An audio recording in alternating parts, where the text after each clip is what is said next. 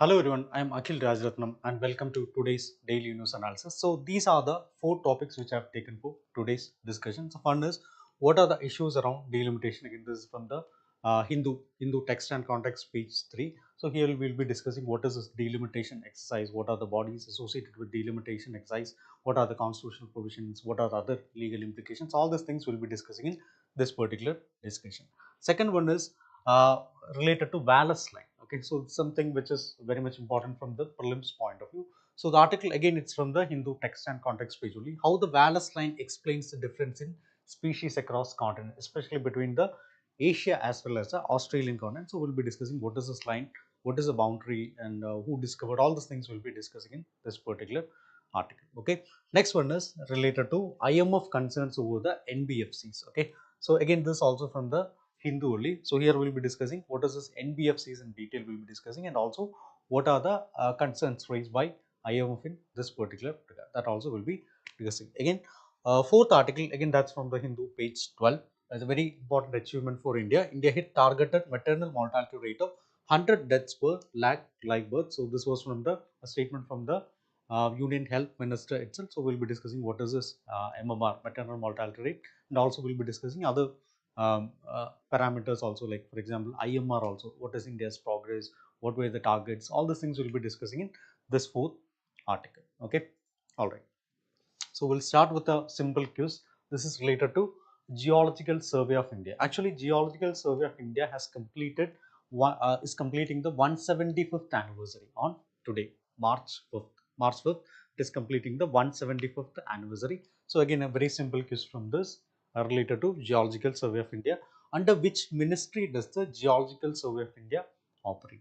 Ministry of Environment, Forest and Climate Change, Ministry of Earth Sciences, Ministry of Mines, Ministry of Science and Tech. Okay, so we'll be discussing this question by the end of the session. You can post your answers in the chat box. Okay, all right. So let me introduce you to one of our products. So this is a 110-day self-study planner for UPSC. So here you can see a QR code. So you can scan this QR code and it will redirect you to your app, Narayana IAS Academy. It's available both in Android as well as a Android as well as iPhone. It is App Store. It is available. So there you'll be getting a 110-day self-study planner for UPSC prelims. This UPSC prelims 2025.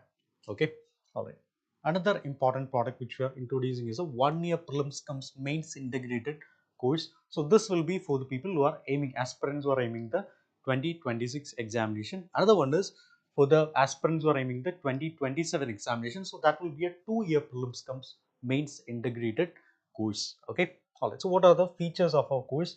We'll be offering 800 plus hours of GS, General Studies, and CSAT. Both will be completely online classes will be there, and also we'll be having 200 hours of current affairs will also be provided with this class, and also we'll be giving strategic micro schedule will also be given so that the syllabus will be made little more easy. We'll be having expert faculty for all the subjects, and obviously testing is also very much important with respect to our preparation. So we'll have practice tests for both mains as well as prelims. Okay, all right. So these are the two important products which we are having.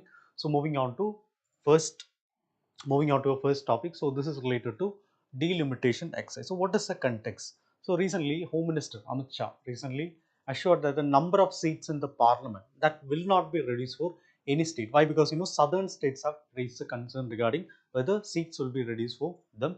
So he is saying that it will not be reduced, and instead he is saying that it will be increased on a pro rata basis. Okay, so what does that mean, and why is it important, and how does it impact the states differently? All these things will be breaking down in this particular session. Okay, all right. So important from the GS paper 2 delimitation. All right. So we'll see a previous year question in this regard. Again, this is related to election commission reforms in India. Same way, delimitation commission related to delimitation commission. This delimitation exercise, that kind of questions can also be asked. Okay. All right. So we'll start with what is delimitation itself. Okay, so what is delimitation? Delimitation is basically the process of redrawing the boundaries. Process of redrawing the boundaries of constituencies. It can either be parliamentary constituencies, for example, Lok Sabha.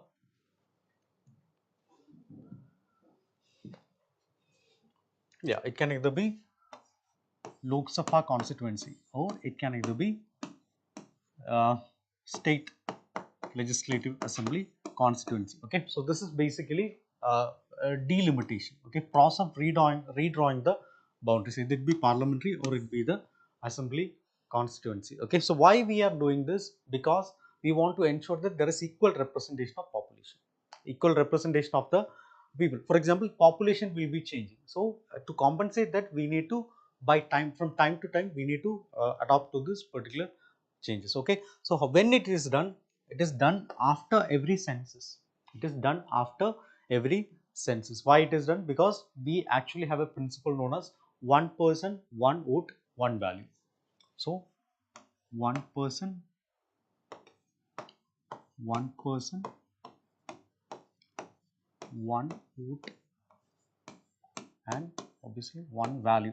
Okay, so this is actually the principle which we are following. To maintain this only, we are, from time to time, we are doing this delimitation exercise to ensure that each MP, or even coming to the state, it will be MLA. So they are representing roughly equal number of people. For example, in one constituency A and in one other constituency B, the population should be equal. Okay, so that is why we are doing this. Suppose a constituency had 10 lakh. Why we are redrawing this? Because, for example, take a constituency.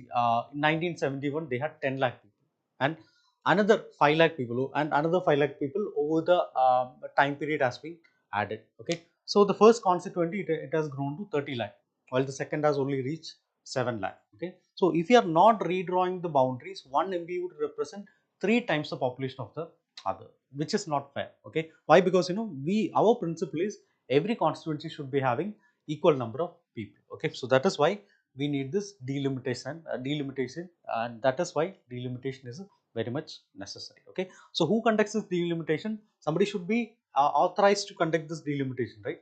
So the body which is authorized to conduct delimitation is the delimitation commission. Delimitation commission. So they are only doing this, and this is something very much independent body. It's not having any government interference. So it is a independent body which operates on its own. Okay, so who appoints this delimitation commission?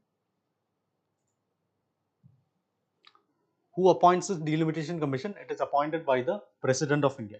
It is appointed by the President of India, and it operates separately from the government mechanism. Okay, so we'll see, it's a high powered committee. We'll see who all are the members of this commission. Okay, so the chairperson of the commission is so the chairperson of the commission is a retired Supreme Court judge. So a retired Supreme Court judge will be the chairperson of this committee. Okay, and other than that, a person who is related to election is also needed. That is a chief election commissioner.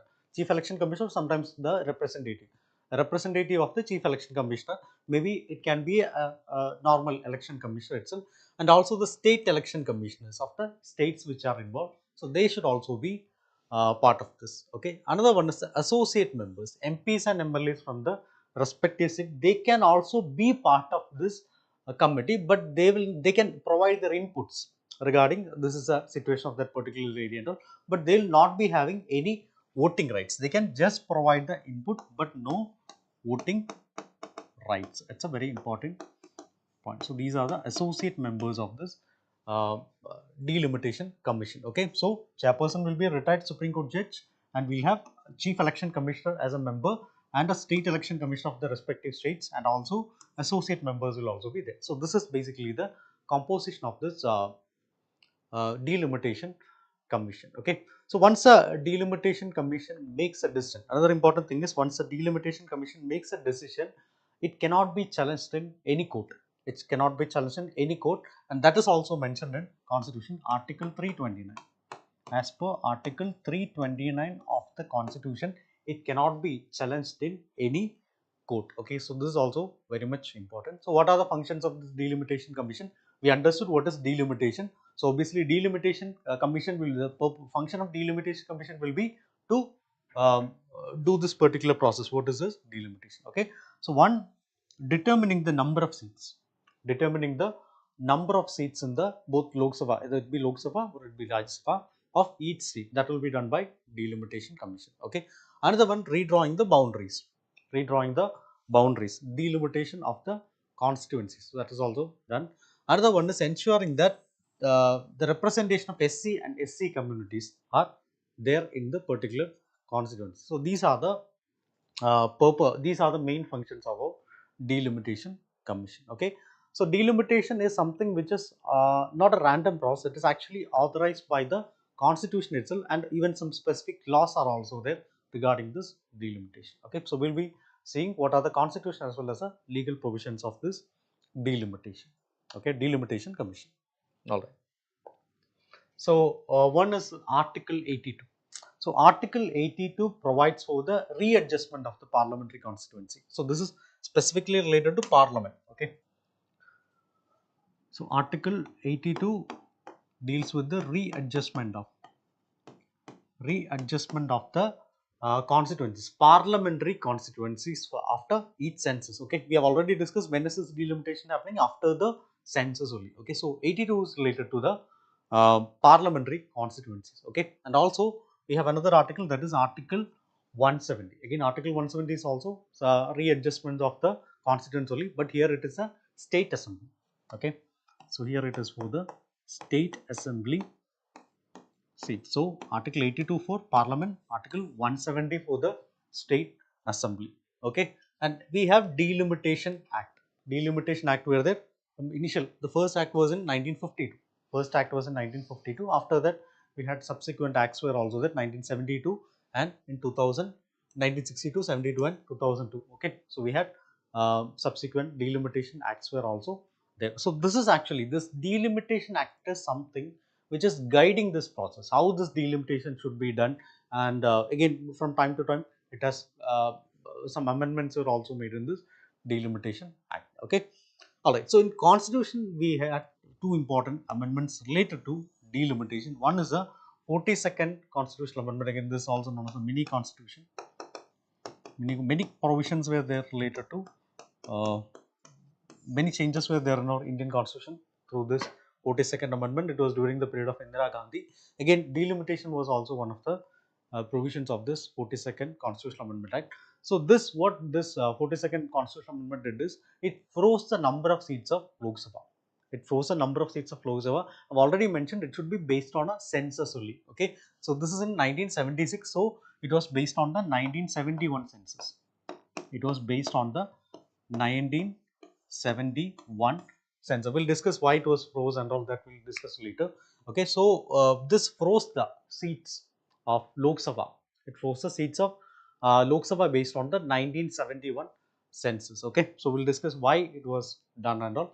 After that, we have the 84th Constitutional Amendment Act, which happened in 2002. 84th Constitutional Amendment Act. Again, it extended the freeze of the seats until the 2026 census. Okay, so till 2026 it will be frozen. Okay, so till 2026 it will be frozen. That was decided by the 2002 amendment in 2002, that is 84th Constitutional Amendment Act. Okay, 84th Constitutional Amendment Act.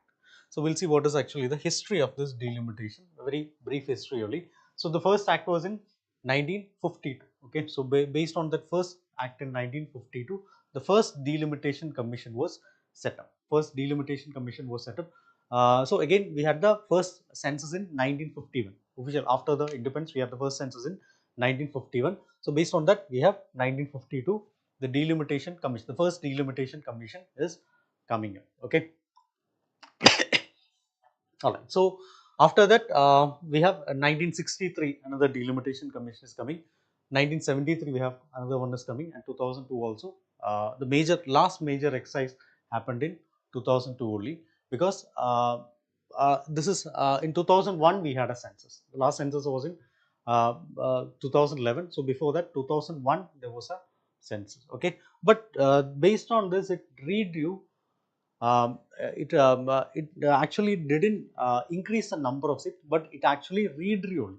Okay, only the boundaries were changed. Other than that, the number were not changed according to this particular census. Okay, all right. So now we'll discuss why this seats were frozen.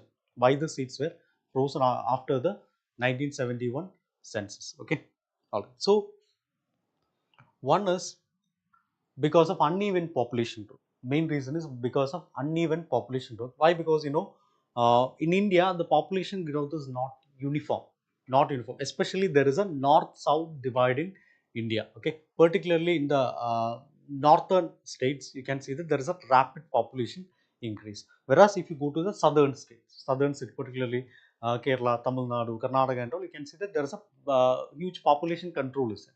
So if delimitation had continued normally, southern state would have lost the seats. Southern state, because delimitation is based on the population of that area, not based on the area or anything. It is based on the population. So if it's conducted normally, means the southern states would be under disadvantage. Okay, so that is one of the major issues. So that is why it was frozen based on the 1971 census in 1976. Another one is they wanted to encourage the population control. Again, a related point only. They wanted to encourage population control. So government wanted to reward the states that had successfully implemented the family planning program. Okay. Otherwise, they'll also think like, okay, we'll also increase the population so that we'll also be getting more seats. They don't want that kind of a change. Okay. Another thing is the political stability. So frequent changes in this seat distribution could have created power imbalance. For example, this and in 2024, in one state, for example, if the Kerala is having 20 seats, maybe after 5 years they are having 30 seats. So this will be creating a political imbalance. The political parties or maybe the people, for everyone, this will be creating a political imbalance. So that also has to be avoided. So that's why this was frozen with this 1971, based on the 1971 census. In the 42nd Constitutional Amendment Act, it was frozen. But in 2022, what we did is like we just redrew without any change in the seats. Okay, so this is what we did. So now the why this is in the news, because now the census is coming in to most probably in the 2026 itself. Okay, so based on 2026 census, a new delimitation commission will be coming.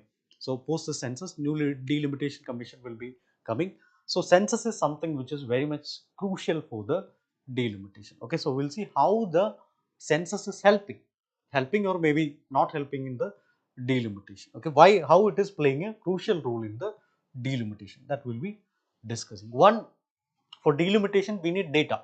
What data we need? We need population data, not the area data, not any other geographical data, but we need the population data. So the census is actually providing the population figures that guide the redistribution of delimitation, as well as based on that we'll be redistributing the seats also. Okay.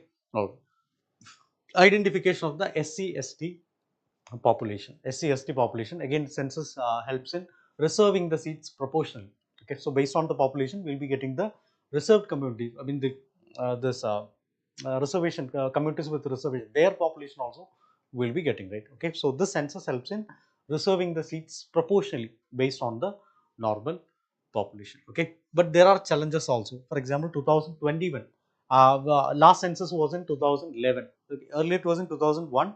After that, it was in 2011. So the next census ideally it should have been in 2021. Okay, but we all know what happened in 2021. It was a COVID. Sorry, 2019. It was a COVID pandemic. Okay, so it was delayed. It was delayed due to the COVID pandemic, and again, census was delayed. Obviously, delimitation exercise was also not done. Okay, so if census data is not updated in time, the entire process will become uncertain. Okay, since delimitation is completely based on the census, it has to be executed properly in a timely way itself. Okay, so now we understood that how the census is completely impacting the delimitation process, and why we already have experienced that there was a delay. Okay, and how it has affected also we have understood. Okay, all right. So now this is one challenge. So there are many other challenges are also there related to this delimitation. Many concerns are also there, especially uh, uh, how this delimitation is going to affect different states differently. That is a major problem, or that is a major point of discussion in these days itself. Okay, we have already discussed that, but still there are more uh, detail. We'll go in little more detail. One is related to the population disparity. Okay, northern state, for example, like UP, Bihar, MP, Rajasthan. So they have a higher population growth. Okay, coming to the southern states like Tamil Nadu, Kerala, Karnataka, Andhra, they have maintained the lower population growth. Why? Because here the population, the family planning policies were much more better implemented, much more better in these southern states. So they were able to control their population. Okay, so they don't want to get affected by this delimitation exercise. So always it was a concern for these particular southern state. Okay, so if this is delimitation is done based on the projected population growth, the northern states obviously they'll be gaining more seats. Okay, while the southern state they may lose their proportional representation. Okay, so this will be creating this will end this will create a situation that the southern states will be having reduced political influence. Okay, so if you have more seats, means for example if you go to UP has a lot of seats, so UP is a deciding factor. Whichever election is coming, UP is a deciding factor. Okay, so if you win UP, sometimes people say that if you win UP, then maybe based on that you can form the government itself. So like that way their political voice will be suppressed if your numbers are very much less. So that is one of the major concerns. Okay, so political consequence. Another one, it will be a threat to the federalism itself. Southern state, why? Because southern states, if you look into the GDP or if you look into the economy, the southern states contribution is very much significant. And but despite of all these contributions and all, they won't be having the representation. Okay, so earlier we had this no taxation without representation and all. So that kind of thing was it. Maybe another form of that kind of slogans can be raised. So that is also another major issue. There will be a power imbalance will be there. Okay, if UP is, for example, if UP is getting more Lok Sabha seats while Tamil Nadu is not getting, and even Tamil Nadu, if you compare Tamil Nadu's economic performance and governance, uh, it is much better than UP's. Okay, so this could lead to some resentment. Even people can also opt that, okay, why we should be part of India. We can if we are not getting rewarded for that, we will be opting for a better regional autonomy, especially in southern states and all. They are demanding greater autonomy. Like even the Dravidian movement will be becoming will become part of this. So like that way, many issues will also be there. So that can be a threat to federalism also. Okay, but still there are many hurdles in implementing this delimitation smoothly. Okay, based on this, one is a political sensitivity. Okay, political sensitivity, because state that stand to lose a representation that may resist any sort of delimitation change. They said no, we don't want to go with delimitation, let it be. Okay, so that kind of thing will be there. Even legal challenges will also be there. Delimitation orders, I've already mentioned that delimitation is something which is not coming under, not directly coming under the purview of the courts. Why? Because Article 329 is not allowing that. Okay, so delimitation orders cannot be challenged in court. So that will also make the process more controversial. Again, maybe Supreme Court will interfere. So like that way, issues will be happening, and smaller states will also be affected, especially in the states like northeastern states like Punjab, other states like Punjab, Haryana, Himachal Pradesh, Uttarakhand. So they may also lose states if the representation is based purely on the population. So that's also another issue. Again, this we have already experienced, that is a delay in the census. It was ideally it should have happened in 2021, but still it is supposed to happen in 2026 only. Okay, already we have a 5-year delay. Okay, other one is reservations for SC/ST community. So again, ensuring proper distribution of these reserve seats, and especially the areas where Dalit tribals are dispersed across multiple constituencies. That is also going to be a major issue. Okay, so what is the government's approach in this? Government also, especially Home Minister's statement, he has promised that no state will lose the seats. No state will lose the seat, but they are also considering a pro rata increase in the seats. The Home Minister has assured the state, especially the southern states, will not be losing the seats, but either it will, but instead it will be increasing only. Pro rata. Pro rata means distributing something proportionally. It can be based on any factors. For example, it can be based on time, it can be based on the quantity, it can be based on what is the contribution to the GDP, maybe it can be based on population, so anything. So that is pro rata. So he said there will be a pro rata increase in the seats, but he didn't mention what will be the proper criteria. What will be the proper criteria for this? How this proportional increase is going to happen? Will it be based on the current representation? If that's the case, it will be favoring the north, or will it be based on the population projections? Then again, southern states will be okay with it. So like that way, it was not properly communicated, but he said, he assured that no states will be harmed in this process. Okay, so that's what he said. Okay, so what we can do regarding this? So one, to maintain a proper federal balance, ensure that there is an equitable representation for all the states, whether it be northern state, whether it be smaller state, whether it be southern state, whoever it be, there should be a proper federal balance in the system. That should be there. Another one, cap the total number of states, cap the total number of, for example, if you go to US, they use in the House of Representatives. House of Representatives, there is actually fixed. Okay, the number of seats is fixed based on this, based on some criteria. Okay, so that's also there. Next one is increasing the representation at the state level. Okay, instead of focusing on the parliamentary politics, what we can do is expand the state legislative council so that it will be little more decentralized. It will be ensuring that enhancing the grassroots level democracy, but without changing the Lok Sabha seat. Let the Lok Sabha seats be like this, but this data can be used to increase the state legislative assembly so that governance will be better. Okay, so that is there. Another one is reform the voting mechanism. Okay, so there is something, there are demands to implement something known as a weighted voting. Okay,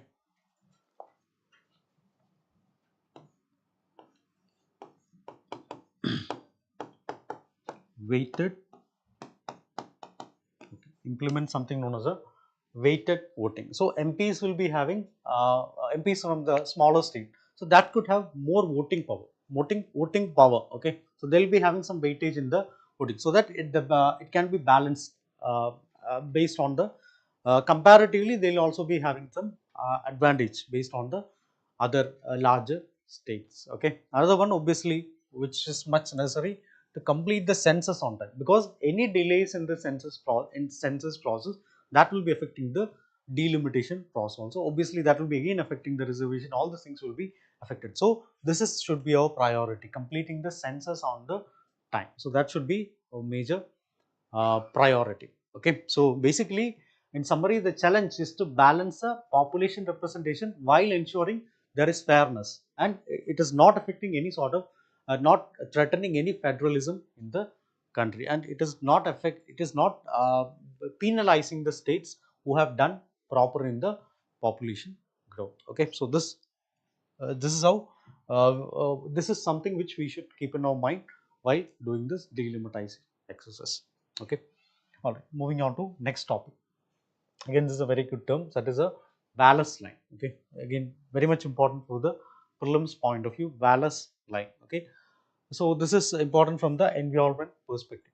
Both prelims as well as mains, it is very much important. Okay, so you might have observed that kangaroos or maybe cockatoos, so they are synonymous with Australia. When we say Australia, or maybe even if you say about Australian cricket team itself, we'll be seeing kangaroos only. Okay, why? Because in Australia only we'll be able to see this kind of marsupials like kangaroo.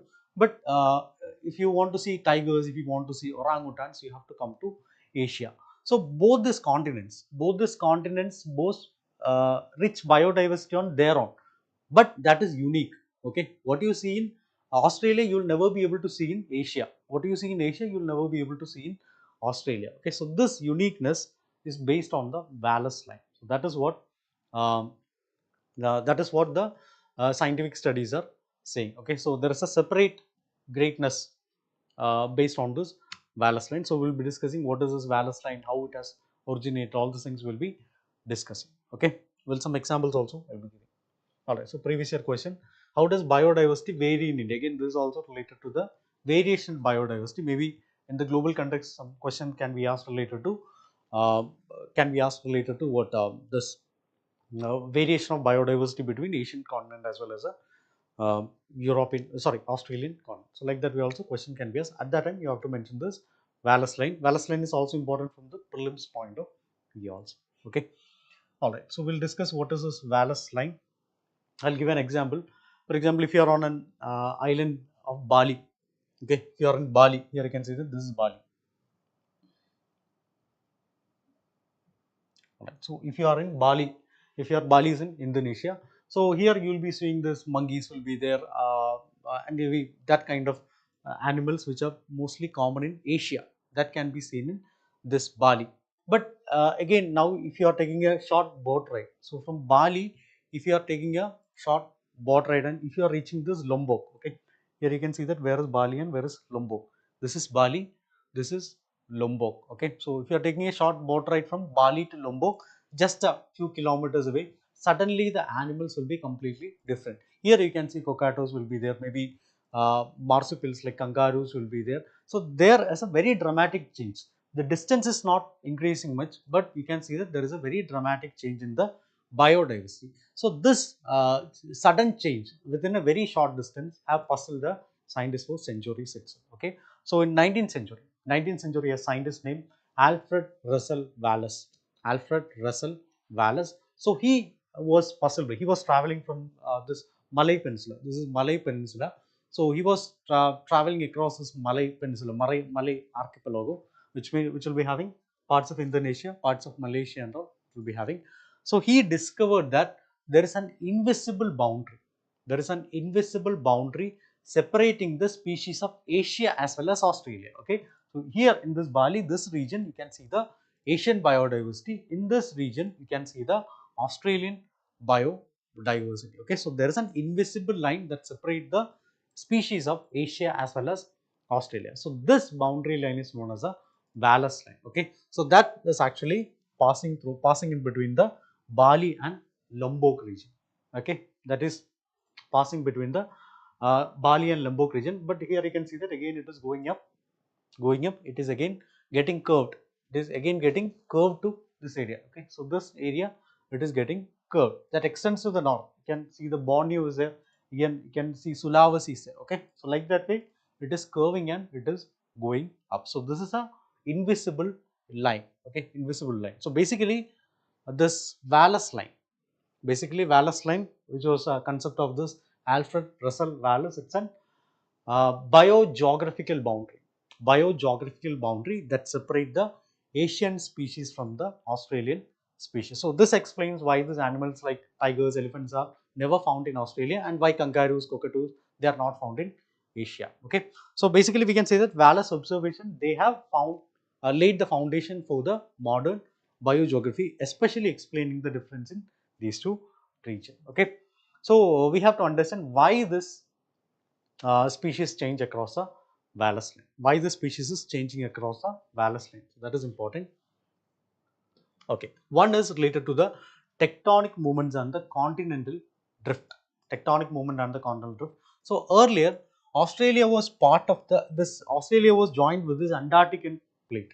Okay. Here you can see that this is Antarctic plate. Okay. So this is before the continental drift. It was Australia was part of the Antarctic. Again, India was also joined with this Antarctic. So millions of years ago, Australia broke away from this Antarctica and drifted northwards. Antarctica is here only, so it drifted northwards. Northwards towards the Asia. So over time, many volcanic islands like the Indonesian islands formed in between. So that created a barrier. So based on this barrier, the species on each side evolved separately. So there is actually a geological separation between both these sides. Okay, so Australia went there and India went there. Sorry, Asia went there. So there was a geographical biogeological separation between this Australia as well as the Asian subcontinent. Okay, so this is what one of the reasons why this happened. Okay, another one is a deep ocean barrier. Another one is a deep ocean barrier. Again, this through this area only this Wallace line is going. So this is between Bali. I've already shown you this. Sorry.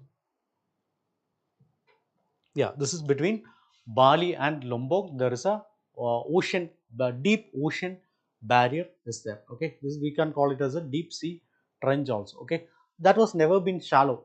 To form a land bridge. So this prevented large animals. For example, in Asia only we can see the large animals like tigers, elephants, and all. So they were not able to cross to this Australia. Again, vice versa also. The large animals in Australia were not able to cross to this area also. Okay, another one we can trace back to ice age. Okay, we can trace back to ice age. So when the sea levels dropped, many islands in the Southeast Asia like Java, Sumatra, Borneo. So they were connected by land. They were connected by land, but the deep sea between this Bali and Lombok, that remained like that as a permanent barrier. So that's also there. Another one is climate change differences. Okay, so Asian species evolved in a tropical climate, tropical rainforest. So that will make it easier for them to spread across this humid islands. But Australian species that evolved in a little more cooler as well as a drier climate. So that will make them harder for them to adapt to this hot tropical conditions. So that also made sure that there is no what movement between both these continents. Okay, so Asian elephant is found in the tropical forest. Kangaroos are found in the dry lands of this Australia. So they never migrate because that's also one reason. Another one is gradual species transition. Gradual species transition. Again, here another line is coming, that is a Weber line. Okay, so Wallace line is a sharp boundary, but later scientists understood that it is not a sharp boundary, but there was a gradual transition of species further east. So this they call it as a Weber line. Okay, transition species were also there. It is not like Australia, completely one separate set of animals in Australia, completely one separate set of animals in Asia. It's not like that, but in between a Weber line will be there. Transition animals or transition fauna can also be seen in this area. Okay, all right.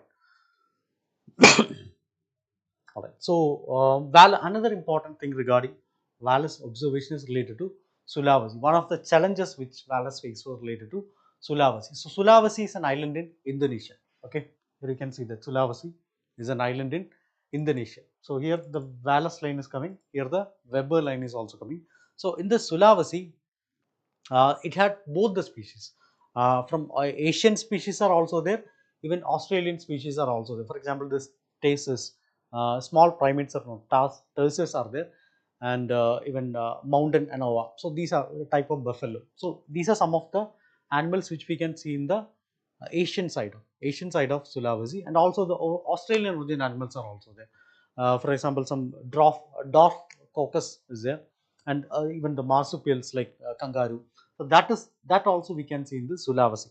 So Sulawesi is something which was a puzzle for even this Wallace also. Okay, so here you can see that Wallace originally proposed that this is the ocean barrier only, but here Sulawesi is an island in which both of these can be seen. Okay, so this is something which puzzled the Wallace. Okay, so here only Weber gave a definition. Okay, Weber said that there is a transition line between this. So Sulawesi is actually a transition land where you can see that the transition animals will be there. Maybe some characteristics of elephant and some characteristics of the marsupials. All these things will be seen in this along the Sulawesi as well as through the Weber line. So this was proposed by Max Carl William Weber. It runs between Maluku Islands and New Guinea. Maluku Islands and New Guinea. Okay, so that is the location of this. Wallace line divides major faunal regions. Weber line highlights areas of overlap. Wherever this Australian species as well as Asian species coming, that will be there. Okay, all right. So, based on this Wallace line, many key studies were there. Later also many key studies were there, and observations were found to be true. Even something which was done many 100 years back, the modern science has also confirmed that. Even they have checked with the DNA analysis also. So they said that okay, they are entirely two different species. So that was confirmed later. So this is why the marsupials like kangaroo, they never reached Australia, and even the Asian species, they never reach Asia, and even the Asian species also they never reach Australia. Okay, all right. So Wallace line is very important. This particular term is very important. Moving on to next topic. So this is related to IMF expressing concerns over the NBFCs in India. So recently, International Monetary Fund, so they have flagged concerns about the non-banking financial uh, this NBFCs in India. Okay, NBFCs in India. So they question that their financial stability is under threat. Okay, so we'll discuss what is this NBFC, who regulates this NBFC, what are the challenges in NBFC, and what were the concerns which are given raised by this IMF related to NBFC. Okay, all right. Non-banking financial corporations. So, direct question from the banking sector as well. Increase in bank rate generally indicates that what? So, like that way, related to NBFC also, questions can be asked. So, what does NBFC? NBFC, non-banking financial companies. NBFC, non-banking financial company. Again, they are also financial institution that provides banking and financial services, but they don't have a banking license.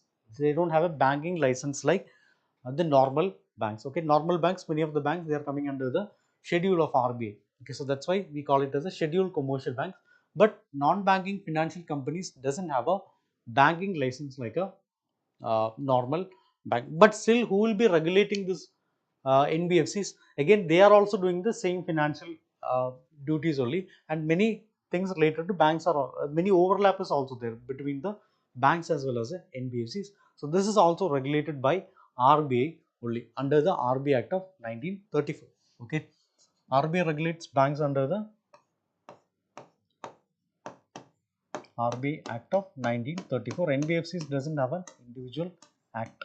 Okay, under this RBI Act of 1934 only, this NBFC, non-banking financial companies, are also regulated by RBI. So, what are the key features of this NBFCs? One, it cannot accept this demand deposits. It cannot accept the demand deposit. For example, no savings account, no current accounts, nothing can be done. Then what they are doing? They are providing loans. They are providing asset financing will be there. I mean, they help in investments. They help in investments and in the financial market. For example, like mutual funds, all these things will be there. Okay, so they does not have direct access to the RBI's liquidity support. They do not have direct access to the RBI's liquidity support. So, whom this liquidity support will be given? It will be given to the banks only. Okay, it will be given to the banks who are holding a banking license only. Okay, so what do you mean by this? RBI's liquidity support. RBI's liquidity support means RBI is having different mechanisms are there. For example, repo rate, repo operations will be there. Repo rate as well as reverse repo operations are. Even LAF, liquidity adjustment facility, will be there. So all these things will be are not available for this non-banking financial companies. Okay, so examples of non-banking financial company you will be knowing, like Muthoot will be there, even Bajaj Finserv will be there, Tata Capital, even LIC is also there, LIC Housing Finance will be there. So like that, the various we have a lot of NBFCs in India. Okay, so they have a common crisis is there in this NBFC. So that is what this IMF has highlighted. Okay, so they provide loans, especially home loans, car loans, business loan, asset financing will be there, like for mobile phones, EMIs will be there, all these things. So anyway, NBFCs are very much important, and NBFCs play a very crucial role in India's economy, especially in the for the people who are not much who cannot approach this banking sector and all because of the CIBIL score and all. For them, NBFC is a blessing. Okay, why NBFCs are important? Because it will be bridging the credit gap.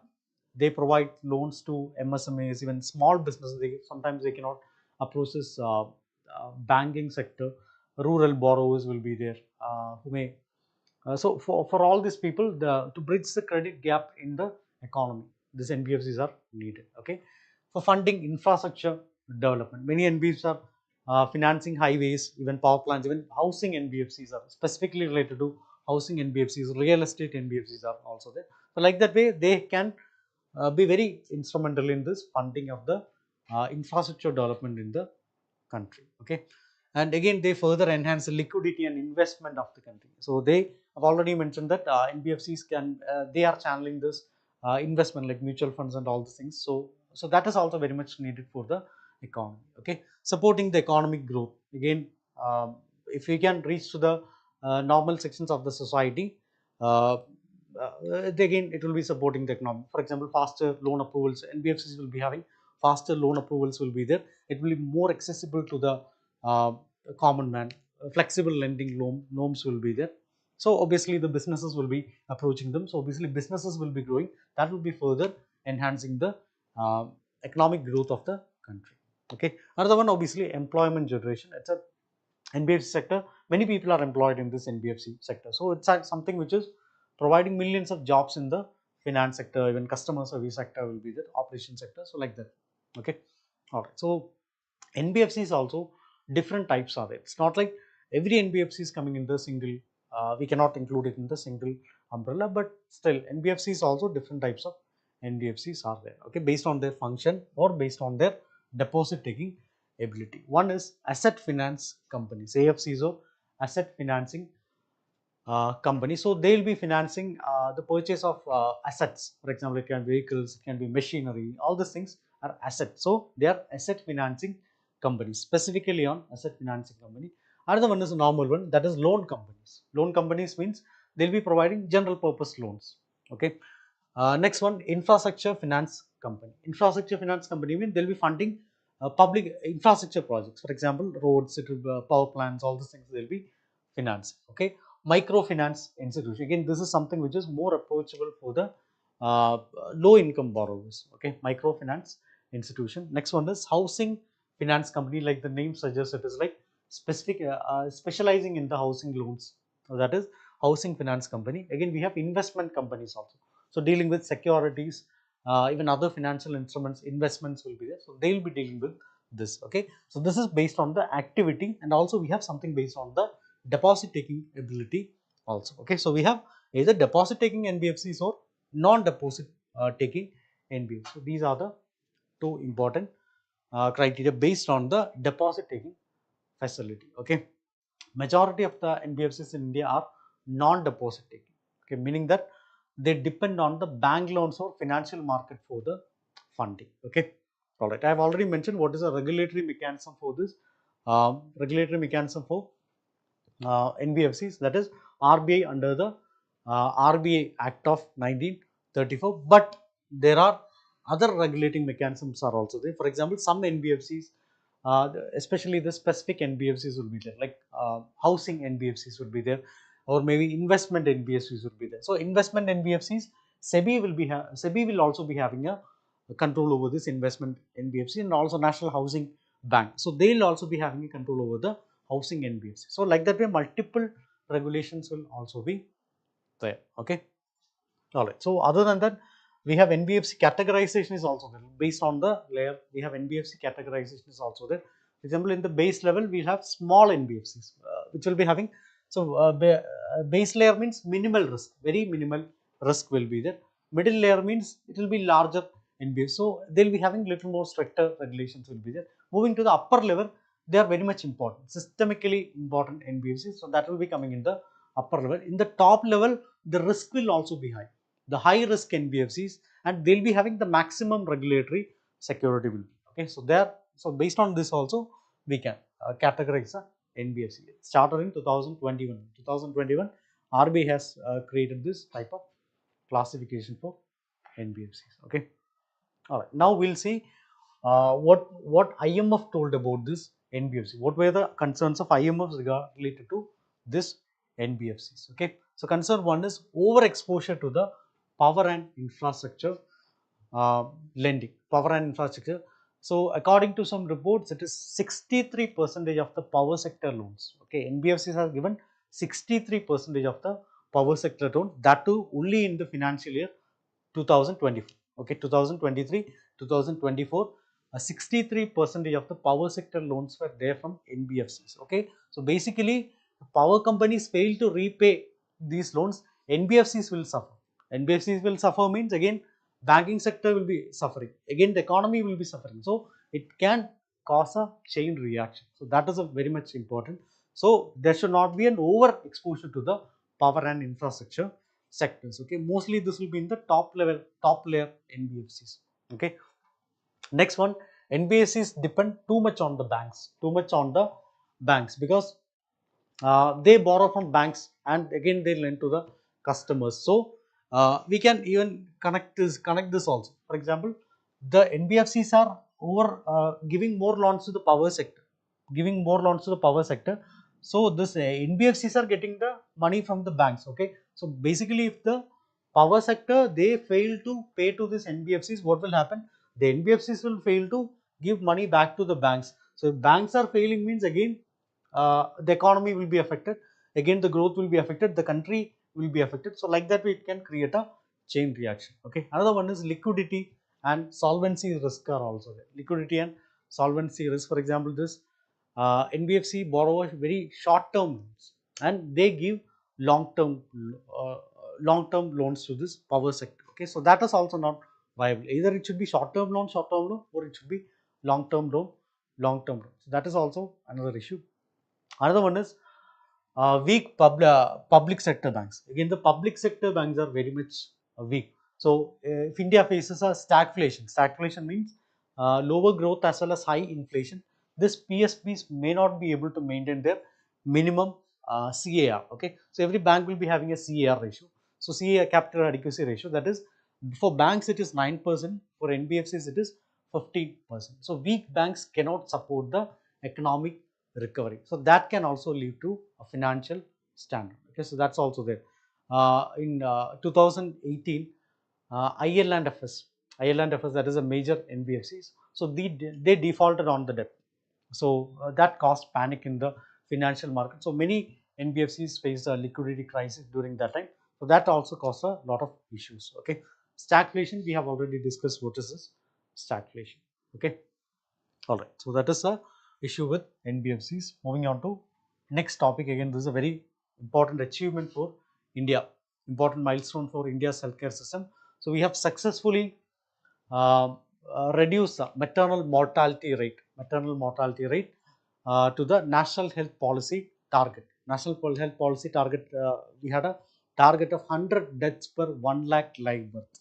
100 deaths per 1 lakh live birth. So, we were able to successfully get into that target. It's a very significant achievement because this MMR, maternal mortality rate, that is one of the strongest indicators of the country's healthcare quality.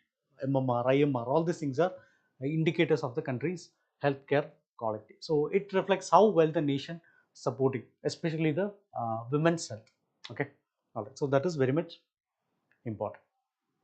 All right. So, so we'll be discussing what is MMR, what is IMR, what is under 5 mortality rate. So, previous year question in this regard, again this is related to global hunger index. Global hunger index, related to that MMR, IMR, all these things can also be asked. Okay, so what does this maternal mortality rate? What is this MMRO?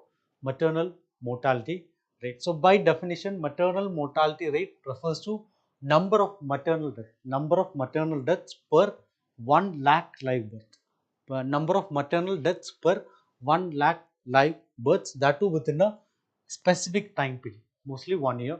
So that too within a specific time period. Okay, basically maternal death is defined as death of a woman during the pregnancy or within 42 days of termination of pregnancy. So that is maternal mortality. Okay, so that is maternal mortality. So that we have to reduce it to 100 deaths per 1 lakh live births. Okay, so that was a target. So why MMR is important? Because we have already discussed, it reflects the quality of one maternal healthcare, other one women healthcare, and also the entire country's um, health progress itself. Okay, all right.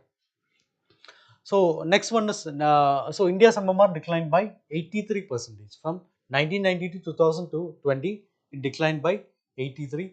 Okay, so that's a very important, very significant achievement for India. Okay, another important parameters which determines uh, healthcare in India is the infant mortality rate. Again, this also we were able to reduce it by 69%. Okay, globally it was 55%, but we were able to reduce it by 69%. So, what is this IMR or infant mortality rate? Infant mortality rate is the number of deaths of infants under 1 year of age per 1000 live birth. Okay, so here it is 100 deaths in 1 lakh live birth. Okay, here it is number of deaths of infants under 1 year of age per 1000 live birth. Okay, so don't get confused with both these numbers. Another one is under 5 mortality rate, that also we were able to reduce it to 75%. Again, while the global decline was only 58%. So under 5 mortality rate means it refers to probability of dying before the age of 5 per 1000 newborns. Okay, all right. All right, so the global trends between 2000 and 2020, the global maternity mortality rate saw a 34 percentage reduction. So again, that was dropping from 339 to 223 deaths per 1 lakh live birth. Okay, so India, we have already said we are able to reduce it to 83 percentage. 83 percentage. So this is a global criteria. Okay, so there is a annual average decline of 2.1 percentage. But however, it is falling short of the 6.4 percentage annual reduction required to meet the SDG goals. Based on SDG goals, we have a target of 70 maternal deaths per 1 lakh live birth. So SDG, the target date is 2030. 2030. So obviously you can see that India has made a very significant progress compared to the global context. We had a very significant progress, especially in this SDG.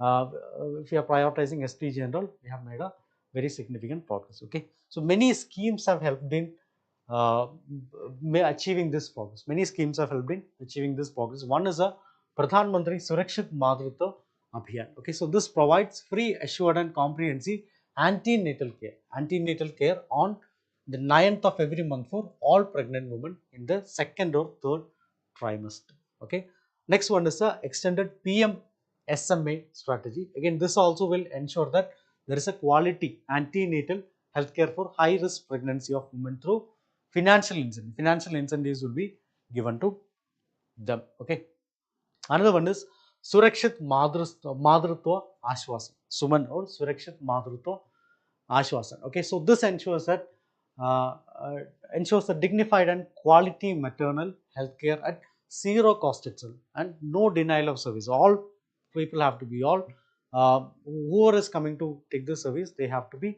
given this particular service. So that is a Suman initiative. Okay, another one is a Janani Sishu Suraksha Karikram. Janani Sishu Suraksha Karikram. Again, this will provide free delivery services. Free delivery, even if it's a cesarean, also they will be providing free delivery service. Even along with the free transportation will be there to hospital to home. Everything will be free. Free medicines will be there. Free diagnostics will be there. Even free diet and blood transfusions will also be provided based on this. Okay. Another one is Lakshya, Labor Room Quality Improvement Initiative. Labor Room Quality Improvement Initiative. Again, this focus on improving the maternity wards, even operation theatres. So like that way, infrastructure development will be focused on this Lakshya, Labor Room Quality Improvement Initiative. Okay, very important initiative. Next one is VHSND, Village Health Sanitation and Nutrition Day. Village Health Sanitation and Nutrition Day. So this organizes through this monthly maternal health checkups will be there, especially in the rural areas. They'll be doing. So this will be spearheaded through the Anganwadi centers. Okay. Another one is outreach camps in rural areas. In every rural area, there'll be outreach camps. ASHA workers will be part of this. So like that way, things will be there. Okay. And another one, again, part of this Ayushman Bharat and all, we have this health and wellness centers are there. So they'll be conducting regular health check. Regular health check. Even vaccinations are needed, that will be given. Even maternal follow-ups, care follow-ups will be there. So all these things will be given. Okay. Another one is MCP card and safe motherhood booklets will be there. So again, this is also a education program. They want to educate related to pregnant women about the nutrition, what are the warning signs, delivery benefits, all these things they have to include in this. Okay, and we have IEC and BCC campaigns. Okay, information, education, communication, and behavioral change communication. That is also very much important in this. Okay, all right. So these are the 4 topics of today's discussion. Now let's move on to the mains practice question related to the delimitation exercise only. Okay, so discuss the challenges in implementing delimitation process in India, suggest reforms to balance democratic representation while maintaining the federal integrity. So we can start with what is a delimitation, what are the constitutional provisions we can write related to delimitation commissions. So all these things, the importance of this commission, all these things you can mention. Okay, after that you can move on to what are the challenges in implementation. What are the challenges in implementation, like population disparity, difference between the south and northern states will be there, how it can be a threat to federalism, legal constraints like we cannot challenge it in court, all the census delays, all these things you can mention in this. Okay, after that you can move on to the which all ways we can reform. Okay, like can give the US example of capping the Lok Sabha state. Instead of focusing on the Lok Sabhas, we can focus on the expanding the legislative council, introducing a weighted voting, timely census can be brought in. So like that way, you can suggest some of the reforms also. Okay. Finally, you can conclude it. You can conclude it saying that delimitation is very much important, but there should be a democratic fairness should be there in this. Okay. So like that way, you can conclude. Alright, moving on to today's prelims practice question based on the topics which you have discussed till now. Okay, so maternal mortality rate refers to the number of maternal deaths occurring within a specific period for every 1000 live births recorded during the same period. Focus on these numbers, 1000 live birth. Okay. Next statement, infant mortality rate refers to number of deaths of infants under 1 year of age per 1 lakh live births. Okay, so this should be coming this way. Okay, 1 lakh will be for maternal mortality and 1000 should be for infant mortality. Okay, so in that way both the statements are wrong. Next one, under 5 mortality rate refers to probability of a child dying before reaching the age of 5 per 1000 live.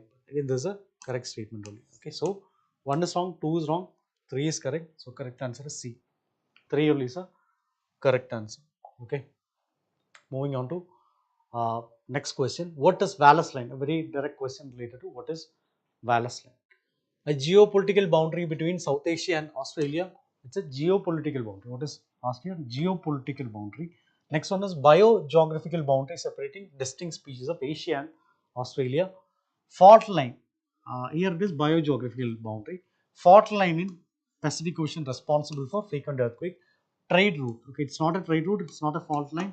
It's not a geopolitical, but it's a biogeographical boundary separating distinct species of Asia and Australia. Okay, so that is a correct answer. Next one, which of the following statements regarding non-banking financial companies is or are correct? Non-banking financial companies can accept demand deposit like banks. Can they accept demand deposit like bank? NBFCs provide credit to MSMEs and rural borrowers helping in financial inclusion. Very general statement. NBFCs have direct access to liquidity support from Reserve Bank of India.